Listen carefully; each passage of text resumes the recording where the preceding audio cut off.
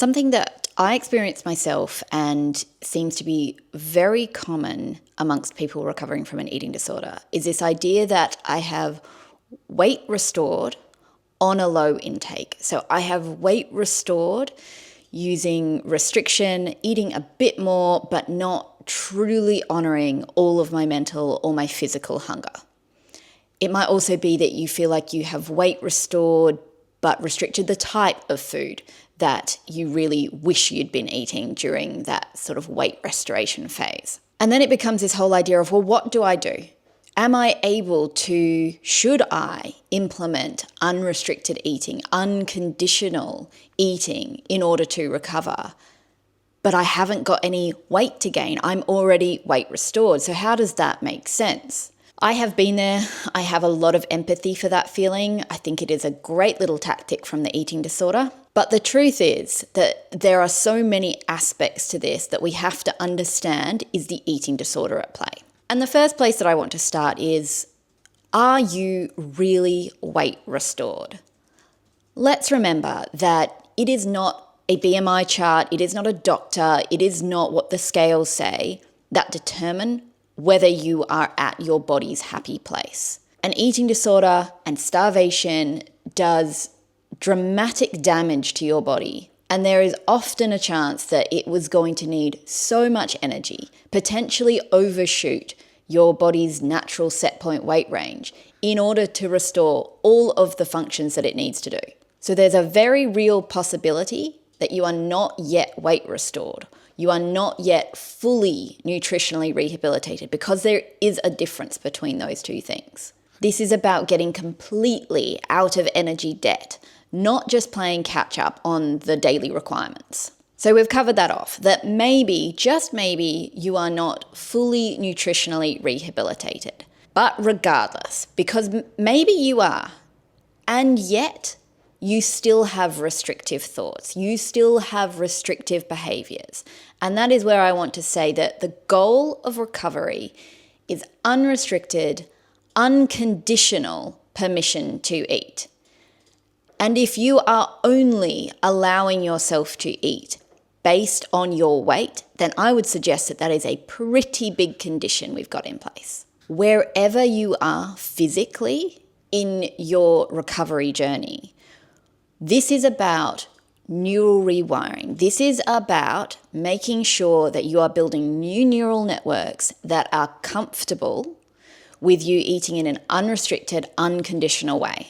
Of course, the weight gain, the nutritional rehabilitation is foundational to building those neural networks, but the two can happen at the same time. If, like me, you were in the place where you felt like you were physically maybe out of the danger zone, maybe you know that you're not fully nutritionally rehabilitated, but you don't feel like there's that buffer. You don't feel like you're allowed to gain weight. Recognize that. That is the eating disorder.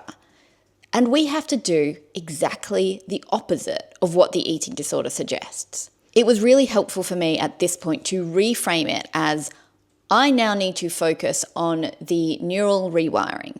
This has become less about weight gain. I am not focused on the weight gain, but I'm accepting of the fact that if I am to rewire all of my rules, all of my thoughts, all of my behaviors around food, it is likely going to result in weight gain. So I still had to accept that I might not be at my body's happy place and accept the weight gain that was going to come with this process. But I knew, and the truth is, unless you have neurally rewired, you're going to need to eat a lot of food. You are going to need to practice eating in an unrestricted, unconditional way. And I think it's worth making space here that if you didn't have at least a degree of mental or physical hunger, you probably wouldn't be worried about this. You probably wouldn't be thinking, am I allowed to do that? I think even just that thought of, am I allowed to, makes it pretty clear that there is physical or mental hunger present.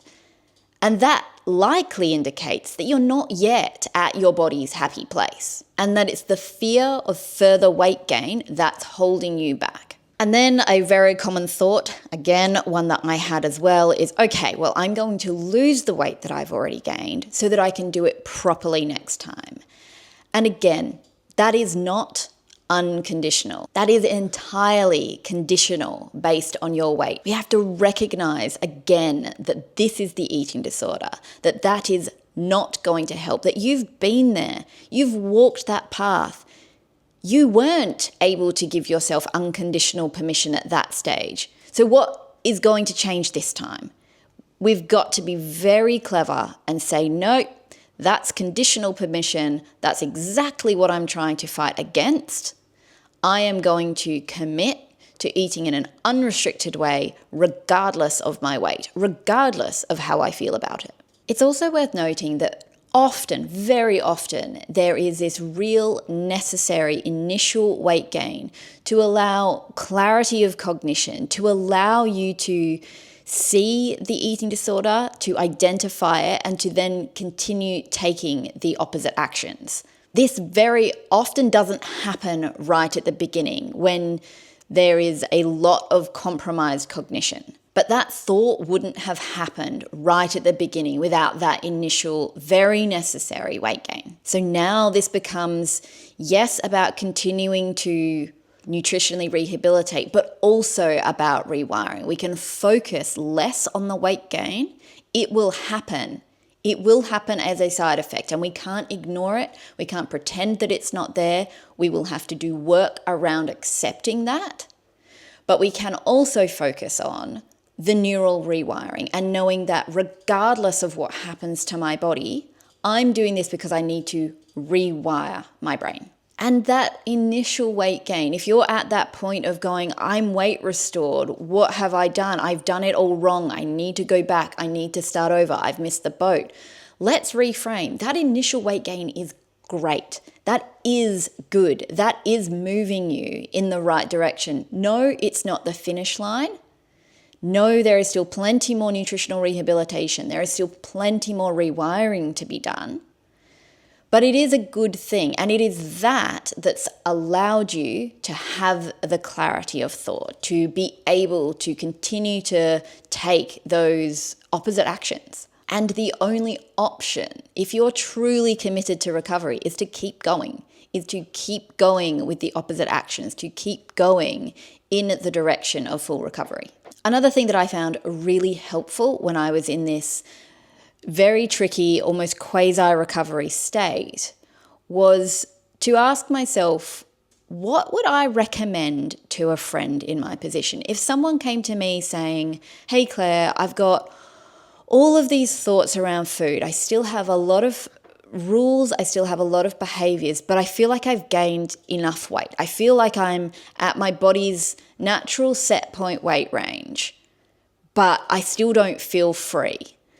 What would I have suggested to them? And there is no way on this earth that I would have suggested that they stop, that I would have suggested that they don't continue to take opposite actions, big, bold opposite actions to go in the opposite direction of their eating disorder, that they had to break all of those rules, that yes, it was going to require maybe more weight gain, full nutritional rehabilitation. I knew it all. I could have told my friend that that was the right thing for them to do and have meant it. And it was about, using that distance to say, well, okay, I know this, and I know that this is the right thing for me to do. All of this doubt, all of these suggestions are generated by my eating disorder, and it is my job to do the opposite of anything that my eating disorder suggests. This is a big topic. I know that it comes up a lot. There's probably a lot more to be said about it, but I think it was worth doing at least a short video to say, if you're in this stage, remember it is so common to have these doubts at this point. You haven't missed the boat. There is still plenty of work to do. Your job is to go boldly in the opposite direction of your eating disorder until those neural networks are destroyed and until you have built new ones that mean that you can eat confidently and comfortably in an unrestricted, unconditional way, that your eating is in no way conditional on what you weigh. So that's it for today. If you've got anything that you want to talk about, let me know, and I look forward to chatting soon.